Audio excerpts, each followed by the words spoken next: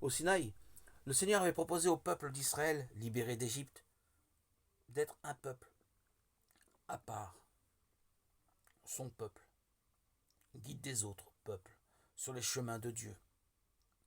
Voir Exode 19, 3, 8. La loi de Dieu, qui serait la richesse d'Israël, insistait sur 2 points.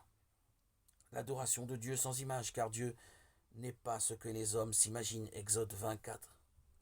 Le respect du prochain, particulièrement les plus faibles. La veuve, l'orphelin, l'étranger. Exode 22, 20, 26. Aucune image ne peut dire Dieu, mais blesser le pauvre, c'est atteindre Dieu.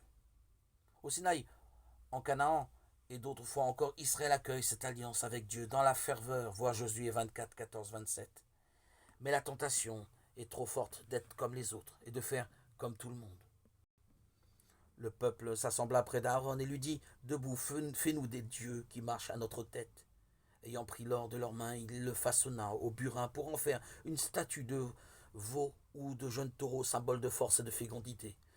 Ils dirent alors, voici tes dieux, Israël, ceux qui t'ont fait monter du pays d'Égypte. Exode 32, 1, 4. Ici, comme souvent, Israël veut adorer Dieu à la façon des autres peuples. Or, la vocation d'Israël est justement de mettre Dieu au-dessus de tout.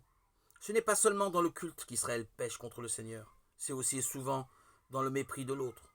À David, meurtrier et adultère, le prophète Nathan déclare, pourquoi donc as-tu méprisé la parole du Seigneur en faisant ce qui lui déplaît. 2 Samuel 11, 12, 1, 3. Même reproche du prophète Élie au roi Achab. Tu t'es prêté à une perfidie en faisant ce qui est mal aux yeux du Seigneur. 1 roi 21, 1, 20. L'histoire d'Israël est ainsi traversée par une double évidence.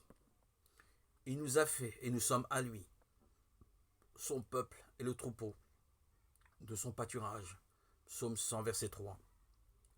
Tout comme nos pères, nous avons péché, nous avons dévié, nous avons été coupables.